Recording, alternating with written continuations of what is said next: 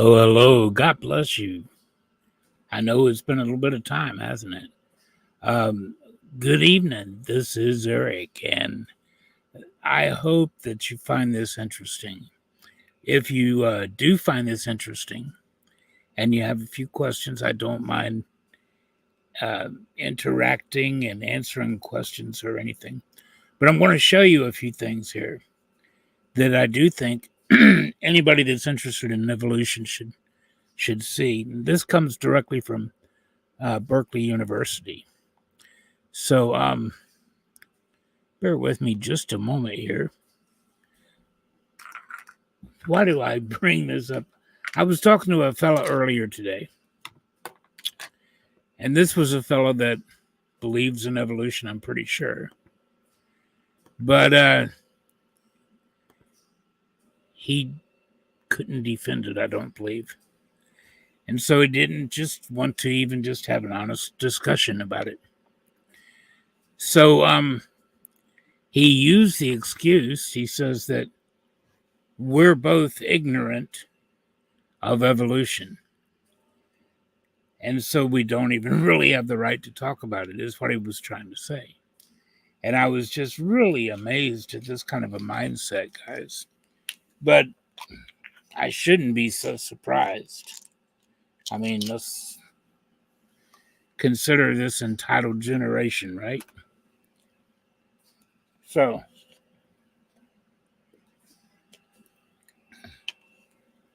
pardon me. So, anyway, I told him that I thought that was a rather cowardly kind of a attitude to have. A lazy attitude for sure. I mean, if I believed in something, I would want to know why I believed in it.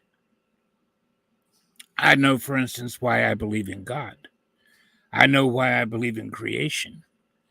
I know the whys to everything I believe. I've looked into it. And I even know the whys. Most evolutionists believe what they believe. But a lot of them don't even understand it. Now, this right here comes from, I've pinned these 2 pages. Pardon me, guys. I've pinned these 2 pages to the top. If you want to click into the links for yourself, I've pinned them to the top of the chat there, and there's both links there. It should take you to these 2 pages. And this is called Understanding Evolution. You'll see Understanding Evolution up at the very top. You'll see Evolution 101 right here.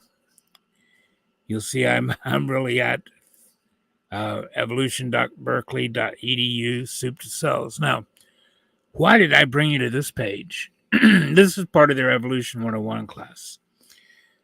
Now, if any of you guys have ever debated evolutionists, especially, on more than one occasion, I was in the habit of it. And they would always say they didn't want to debate abiogenesis as part of the debate. And they would say that abiogenesis is not part of the evolutionary process. But of course it would be. Abiogenesis would be the very beginning of the so-called evolutionary process. It just so happens that Berkeley University agrees with me. So they put this in their Evolution 101 course. And they say, from soup to cells, the origin of life. And they say, evolution encompasses a wide range of phenomena, from the emergence of major lineages to mass extinctions to the evolution of antibiotic-resistant bacteria in the hospital today. However, within the field of evolutionary biology, the origin of life is of special interest because it addresses the fundamental question of where we and all living things came from. So yes, abiogenesis, from soup to cells, would be the very beginning of this imagined, hypothetical evolutionary process. Now, why do they not want this included in their debate? Well, because after all these years and all this technology and everything that we have, we can pile up every building block to life. And we can do whatever we want to do to it, but we can't make it pop to life. We can't breathe the spirit into it. We just can't do it. So, this is why this is such an important question to the evolutionist. You see, this is bad news for the evolutionist. This is good news for the creationist. What does the creationist have? We have the actual science of biogenesis. Look it up. Biogenesis, the study of the beginning of life. And what we notice is this, the study of life is this. Life brings forth after its own kind and its own likeness. And that's all we have ever been able to observe, no matter what we did to millions of generations of fruit flies, possibly billions of generations of fruit flies. We weren't able to produce anything but fruit flies. But the evolutionist says, well, that's all it's supposed to do. Well, then, you don't have evolution, do you? Yeah. So it's got to be one or the other. You see, testing disproves evolution. They've actually tried many times, many ways to create life. And it has never, ever, ever panned out. Never, ever. Well, show me the papers that prove they did. Oh, come on. Who's going to write about their failures? And do you really think that all of these huge corporations and labs and etc., all of these brilliant people in science that are struggling to make a name for themselves, you don't think they haven't tried?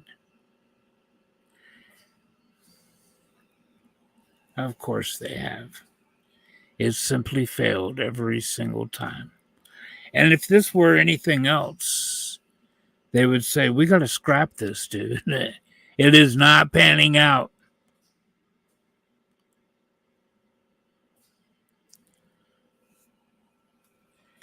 So, yes, they do admit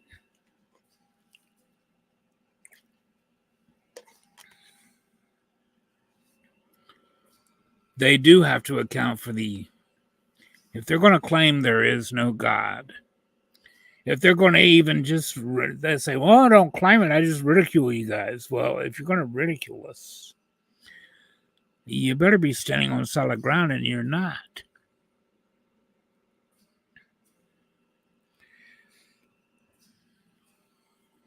This is why these guys are honestly afraid to debate this, because they have absolutely nothing to stand on, and they're not willing to openly, in front of everybody, change their views and say, you're right, you got a good point. But you see, what they fail to mention is that after a while,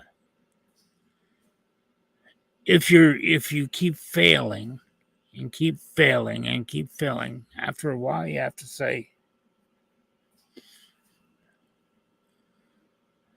oh, this is insane.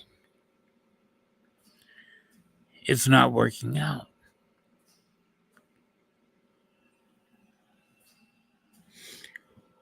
Or at least be centrist enough to admit that the other side has some valid points. Creationists are not the brain-dead individuals we are charged of being many times. You see, it's through studying things like this that I've come to the conclusions that I've come to that evolution is bogus. You see, science, real science, guys, is testables. There is a thing that real science does that separates it from science fiction or complete BS, however you want to look at it. Indoctrination into cultish like crap at that. This is the evolutionists are cult members. Everything they stand on is imagined. Most of everything they stand on is untestable. Now, we can test our theories on the origins of life. We can come up with about any atmosphere you want to, any kind of earthly past. We can come up with any scenario. We have labs that will foster all of this. We can line and pile up all of these building blocks to life and do everything in the world you can imagine doing to them to try to make them do whatever they do to fall together and fall into place and create living machines called cells. But it never happens. It just never happens. And they never observe it in nature. So what is natural? They say evolution is natural. No, it's unnatural. You don't observe it in nature, guys. It's not natural. It's an unnatural hypothesis. It goes against what we observe in nature, which is everything brings forth after its own kind and in its own likeness. And that's how it's been from the start. Our DNA only goes so far. You can only get so many breeds of dogs out of wolves, guys.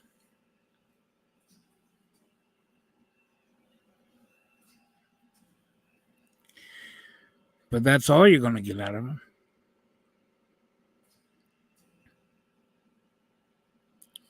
And it's the same with the beginning of life. You see, they can't prove any part of any portion of macroevolution. They simply cannot. And so they need abiogenesis, but they don't have it. And so that's an automatic strike against them. So they don't want to begin by saying, well, yeah, abiogenesis doesn't seem to pan out.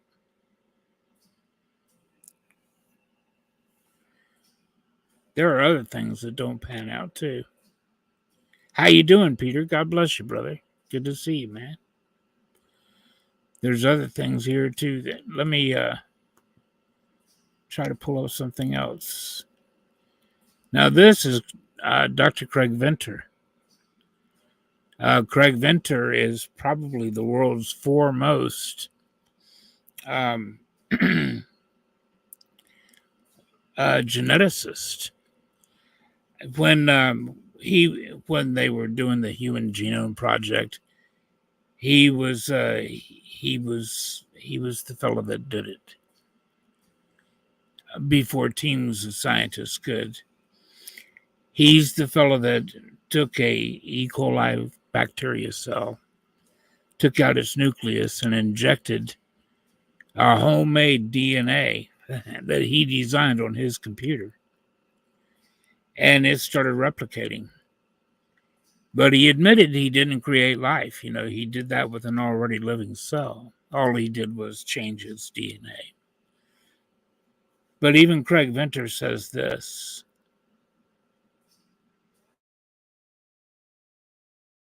I'm not so sanguine as some of my colleagues here that there's only one life form on this planet.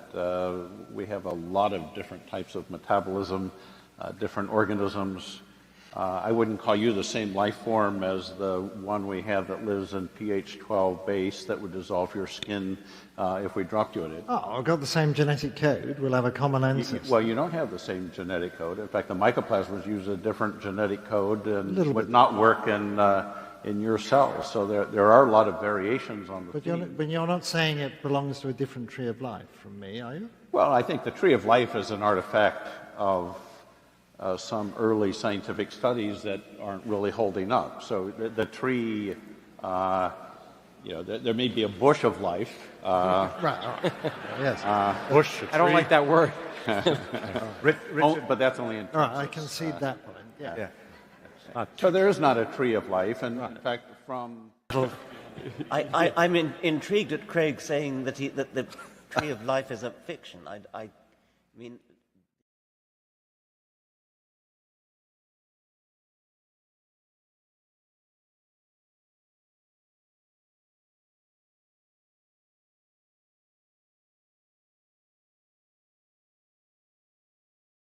Just in flabbergasted when Craig Venter said the Tree of Life is a fiction. But he couldn't argue against the world's, as far as I'm concerned, foremost geneticist in the world. He certainly is sought after, anyway. But I want to show you some more now. That was Soup to Cells. I'm going to show you another link. This also comes from the Evolution 101 course.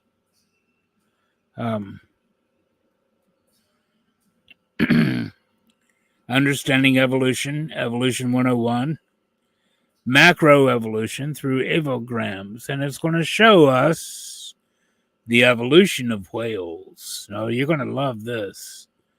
The evolution of whales. So you go on down here and look.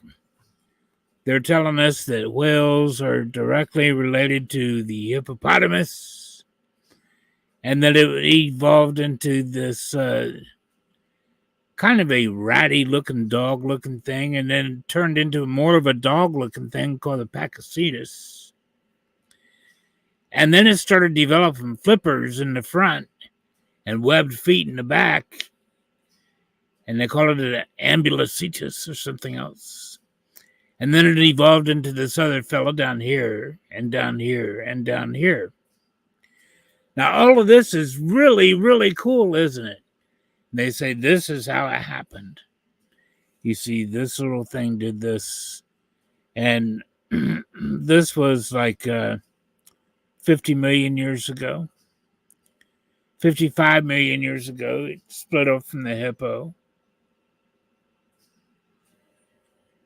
And what is this? About 50 million years ago, it was a Pakicetus. So in 50 million years, it turned into all of this stuff down here and turned into every kind of dolphin and whale that we have today in 50 million years. Wow, that's pretty amazing stuff, isn't it? Now, then we go down here, and what do they say? Hippos and large aquatic like whales. Hippos are large and aquatic like whales, but the two groups evolved those features separately from each other. We know this because the ancient relatives of hippos, called the whatever that is, not shown here, were not large or aquatic. Nor were the ancient relatives of the whales, as you see pictured on this tree, such as Pakicetus. They weren't large or aquatic. In other words, Pakicetus was a land mammal. And the whales supposedly evolved from this land mammal. So this guy, he evolves from a fish to an amphibian to a mammal, and he crawls up on land, and then he crawls back into the ocean, still a mammal though, and he turns into every kind of dolphin and whale that we have today, like 50 million years later. That's pretty cool, isn't it? And it calls the Pakicetus the first whales. The first whales, such as Pakicetus, were typical land mammals. Can you believe this? These first whales, such as the Pakicetus, were typical land animals. Now, again, I remind you what separates science from science fiction is testing. And now I want to bring you to the very first paragraph that we see here under the evolution of whales. It says that notice that on this epigram, hippos are the closest living relatives to whales, but they are not the ancestors of whales. But they go on to say, well, they say that that's only according to this. Now, how do they know that the hippopotamus is related to the whale? They don't. They see that the hippopotamus and the whale have a DNA that may be somewhat similar in areas where it's coded, but that's only in the areas that it's coded, by the way. And they hypothesize, therefore, that they have a common ancestor. Now, you've got to test that for it to be a scientific theory, right? How do you test that? Through its DNA. People protest, but we can't test its DNA. We don't have the DNA of the common ancestor between the hippo and the whale. No, you don't, do you? Which makes your hypothesis untestable, which means it has the value of science fiction, not science fact, but science fiction. You can't test your hypothesis. It is an untestable hypothesis. Every bit of this. Now look at what else they admit here. They admit this in the opening paragraph. In fact, none of the individual animals on this epigram is the direct ancestor of any other as far as we know. This is why each of them gets its own family branch. And I will take it further. They don't know that any of them are related, period. Why? How can I say that? Because we don't have the DNA to test it to prove that they are related. It is an untestable hypothesis that is pure fiction. That is all it's worth. That is its pure value. It's nothing but fiction. And they admit this. Now, what else are they admitting this then? They're admitting that as a university now, they've lost their credibility.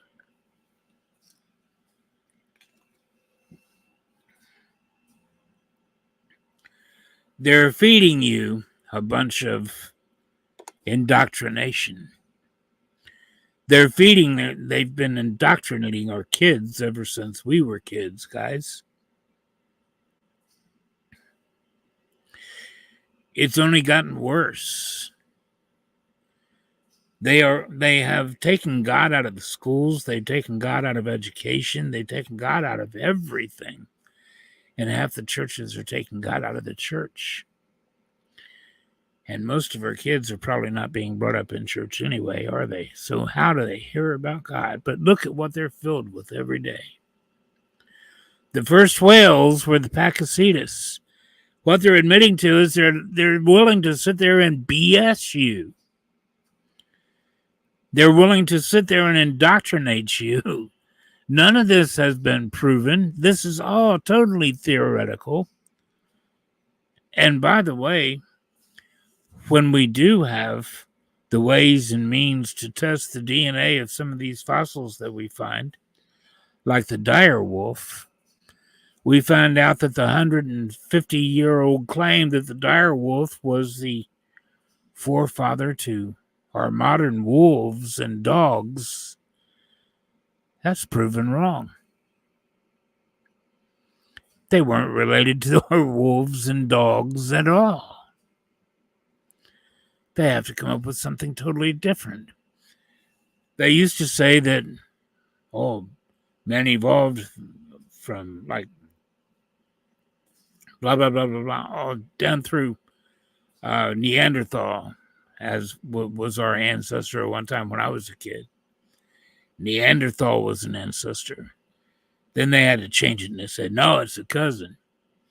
But you know something? They've had to change it a long time ago, but they won't. They haven't. Because we've tested the DNA of the Neanderthal, and we found out they are us. We've tested the DNA of the Denisovans, and we found out they are us. You see, the definition, 300-year-old definition of a biological species when it comes to mammalians, how mammals procreate.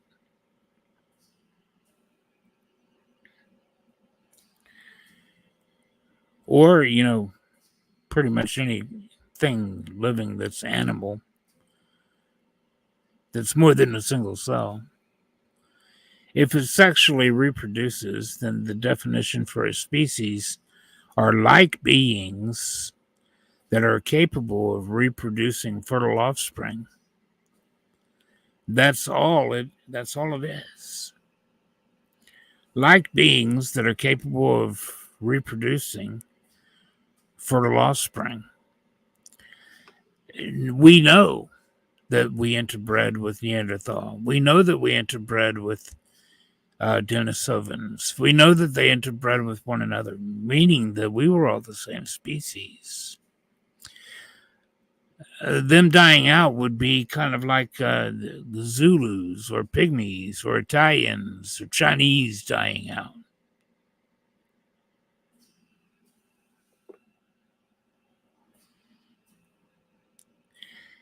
It could be, too. You know, there was a time when the angels seduced human women, took to themselves wives, and they had children, and they were tyrannical giants that ruled this earth, called Nephilim. And the Nephilim began to take many forms. Now, we know that originally the flood killed them all off. Somehow they made a rebound. How they did it is speculative, but they did make a rebound, and there were giants in the earth in the days of David, too. And in the days of Abraham, in the days of Moses.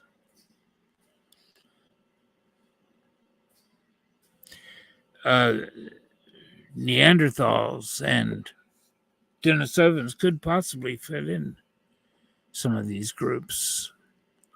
The Denisovans, if you study them, the only thing that we claim we have from the Denisovans are teeth and little bits of jaw. But the teeth are massive. And I've seen estimates of like 7, 8, 9 feet tall. So the teeth are huge, though. They truly are huge. So the point is, what do they do here?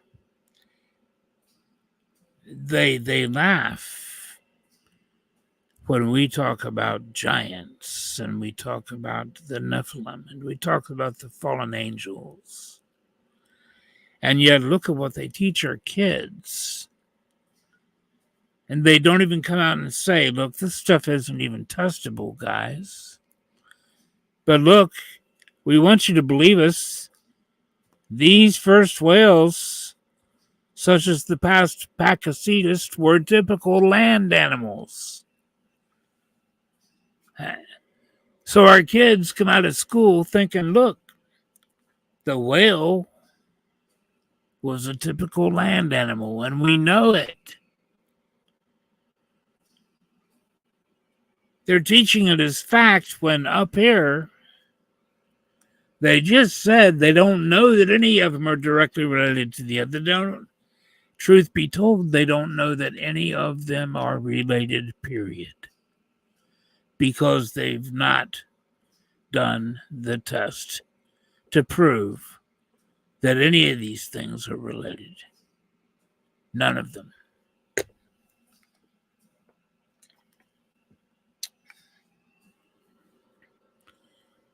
So, I'm Mike. Hey, how you doing, buddy?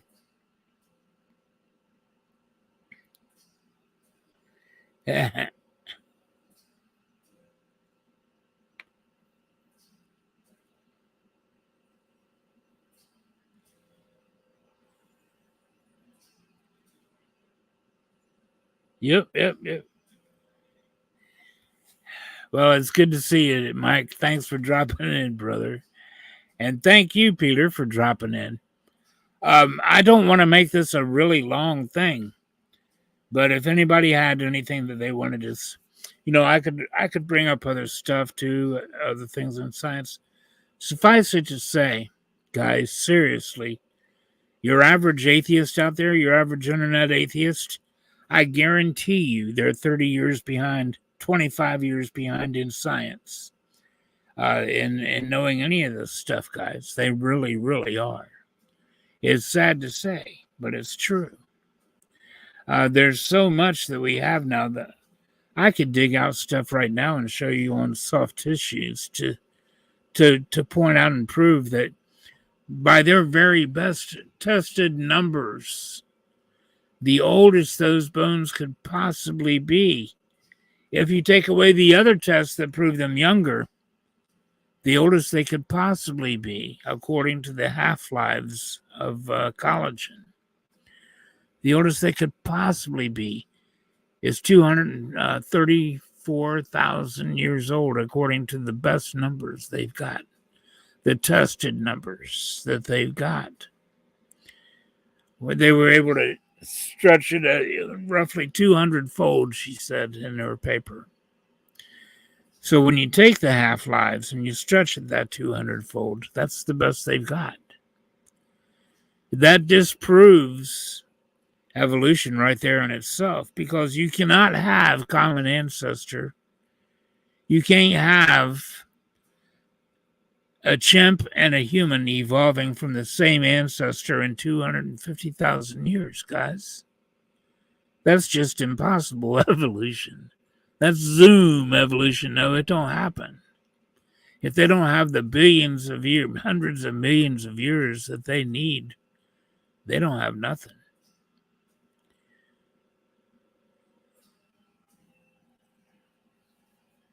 And they want you to believe that in 50 million years, that Pakicetus, that little land mammal, turned into a whale. Evolved eventually into a whale, into the dolphins, into everything. Yeah. How ridiculous is that? So, if you want to believe it, guys, that's cool. I am not downing anybody for believing that, if that's what you want to believe. I looked into this myself. I didn't have a bone in the race, a dog in the race. I didn't. As far as I was concerned, if God wanted to choose to do things through evolution, he certainly could have. I just wanted to know if he did. I really did. And so I looked at creation versus evolution. And when I looked at evolution, I didn't want to look at just the indoctrination, the things that were taught in school. I wanted to see what their sources said. I went straight to their sources. I went to their... I'm not elevating myself, but I took it upon myself. I have seriously read, over 1,500 peer-reviewed articles dealing with evolution and time and space and all kinds of things, guys. Seriously read it and tried to understand it. Sure, a lot of it's above me. I'm no genius. But that doesn't mean I have to live in ignorance, and it doesn't mean that I can't learn it and come to understand it, at least partly. Get a good grasp on it. And over a period of time, I did get a good grasp on it.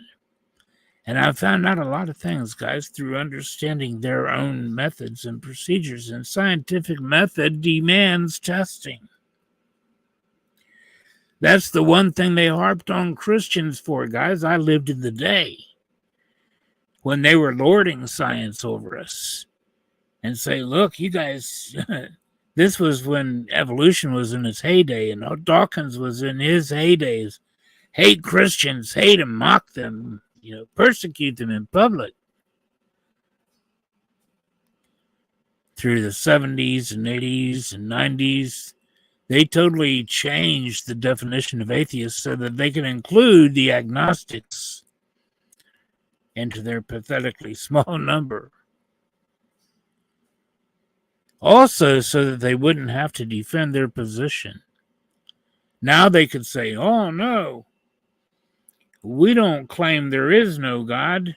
You guys claim there is. We just don't believe you. We don't make a claim. We just don't believe you. You can't prove there is a God.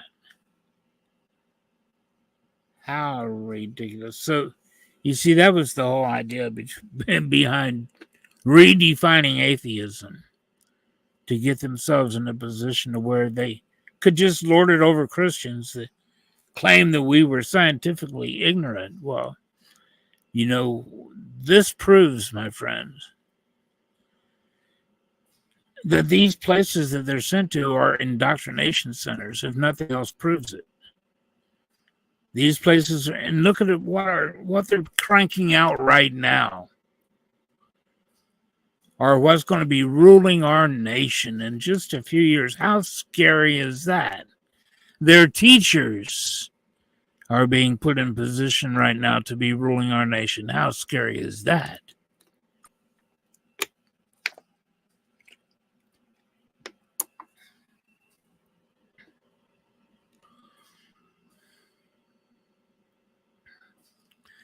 But this is why you can't get an atheist to defend evolution anymore. You can't get them to defend their position as atheists, scientifically or anything else, because scientifically, now, my friend, it all points to God. Yes, Mike, life comes from life. The law of biogenesis. The science begun by Louis Pasteur. And this is a real science that pans out. Think of this, guys. Louis Pasteur came up with the idea of biogenesis and noted that life brings forth life. And it brings forth its own kind.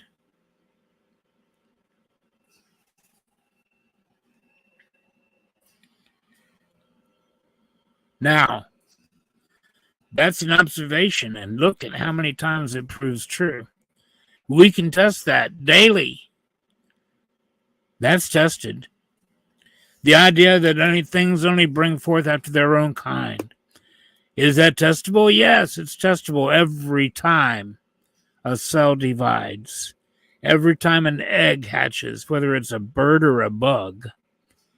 Every time a live birth takes place, whether it's a human or a dolphin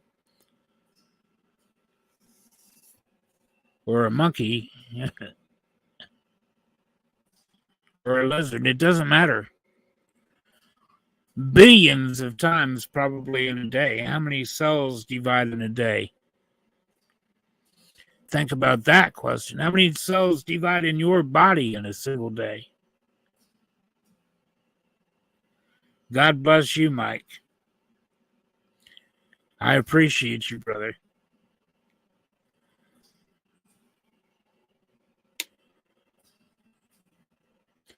So,